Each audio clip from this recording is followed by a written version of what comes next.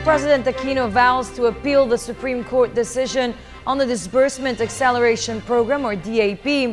The High Tribunal earlier ruled that parts of the DAP were unconstitutional. In a televised speech, the president defended the DAP, saying it benefited the people through various infrastructure projects and funding of relevant programs. More from Rocky Ignacio. President Aquino stands firm that the government has basis to implement the Disbursement Acceleration Program, or DAP. The president explained the controversial mechanism weeks after the Supreme Court declared some of the provisions of the DAP unconstitutional. Ang epektibong paggugol ng pondo ay hindi lang po dikta ng aking konsensya. Malinaw din pong nakasaad sa iba't ibang probisyon sa mga batas, tulad ng isang batas na ang pangalan ay Administrative Code of 1987 at tinalakay ang paggamit ng savings. Halimbawa, basahin natin ngayon, at nandiyan po sa inyong mga screens, ang Book 6, Chapter 5, Section 39 ng 1987 Administrative Code of the Philippines. And I quote, "Except as otherwise provided in the General Appropriations Act, any savings in the regular appropriations authorized in the General Appropriations Act for programs and projects of any department, office, or agency may, with the approval of the President, be used to cover a deficit in any other item of the regular appropriations." Nakita naman po ninyo na ayon sa batas na ito, hayagang binibigyan ng kapangyarihan ang Pangulo na maglipat ng savings sa ibang proyekto. Walang nakasaad na limitado sa isang departamento o sangay ng gobyerno ang paglilipat ng savings. Sa simpleng salita po, hindi tayo lumabag sa batas nang ipatupad natin ang DAP. President Aquino reiterated that the DAP was utilized as stimulus package to attain growth and improve public service, such as to mitigate the effect of calamities.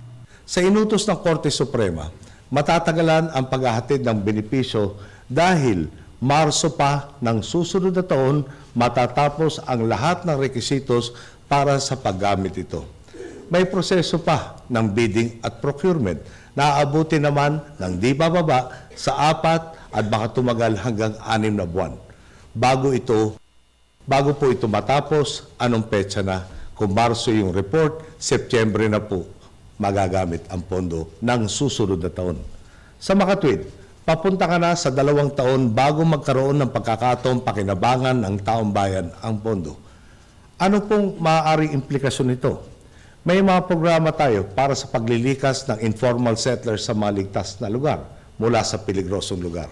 Sa sistema na tila inuutos na ibalik ng Korte Suprema, parating na ang pangalawang panahon ng bagyo o second typhoon season, saka pa lang natin maililikas ang ating mga kababayan.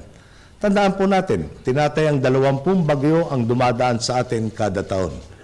Tama ba naman na sabihin sa naninirahan sa mga peligrosong lugar na daanin na lang muna ang lahat sa dasal? Hindi po ito maatim ng ating konsensya. Hindi ko matatanggap na may mapahamak tayong mga kababayan dahil hinayaan kong magtagal ang paghahatid sa kanila ng benepisyo. Tandaan po natin, ang mamamayan ang ng kaban ng bayan. The president said that the government will appeal the case by filing a motion for reconsideration before the Supreme Court. Malinaw po, mayroong mga dapat ikonsidera ang Korte Suprema upang bigyan ng paglilinaw ang kanilang naging pasya ukol sa DAP. At harinawa ay mapagtanto nila ang negatibong epekto nito sa bansa. Iaapela natin ang desisyon ng Korte Suprema. Magagawa po natin ito sa pamamagitan ng paghahain ng motion for reconsideration para magbigay daan sa mas buo at mas kompletong pagsipat sa ating mga batas. May mga narinig din akong bulong-bulungan na baka pinipersonal lang daw ako sa isyong ito, na para bang hinahamon akong personalin din sila.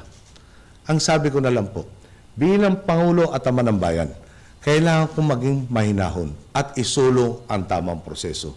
Kahit sino nga pong abogado na ating pong kausapin ay magbibigay ng babala sa hakbang na ito.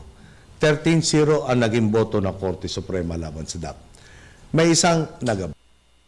Halos, sabi po ng mga abogado na konsulta natin, suntok sa buwan ang pag-asang babalik ta rin nila ito.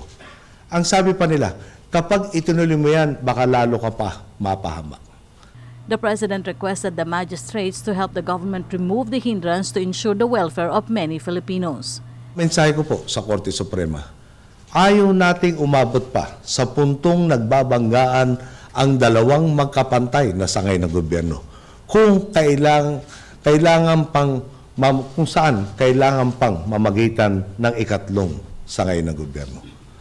Mahirap pong maintindihan ang desisyon ninyo. Mayroon din kasi kayong ginawa dati na sinubukan ninyong gawing ulit at may nagsasabi pang mas matindi ito base sa desisyong inilabas ninyo kamakailan lang. Nagtiwala kami na tama ang ginawa ninyo alinsunod sa konsepto o prinsipyo ng presumption of regularity. Lalo pat kayo ang dapat na mas madunong sa batas. Ngayon kami naman ang may ipinatupad na kayo na rin ang nagsabing nakabuti. Bakit mali na ngayon ang aming ginawa? Naniniwala naman akong karamihan sa inyo. Tulad namin ay naghahangad ng kabutihan para sa taong bayan.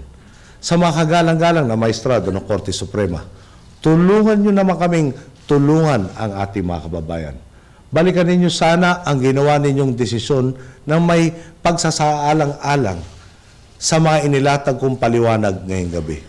Umaasa po ang sambayanan sa makatwiran ninyong pagtugon. Umaasa akong kapag nakita ninyo ang isusumiti naming argumento ukol sa batas at sa ekonomiya, magkakaisa tayo at titibay ang kapasidad ng buong pamahalaan na isulong ang interes ng sambayanan. Meanwhile, the government will ask Congress for a supplemental budget to support projects under the DAP.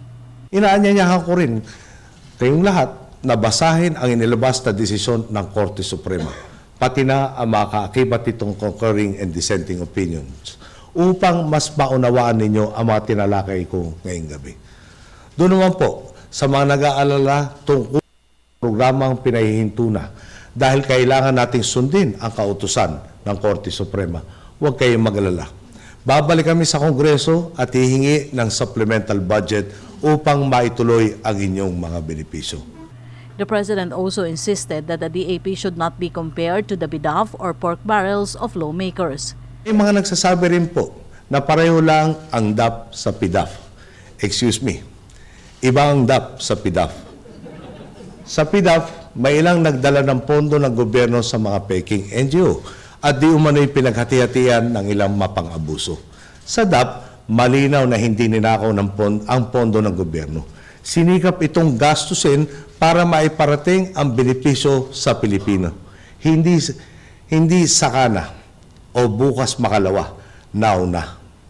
Ang kayang ipatupad agad, ipinatupad agad.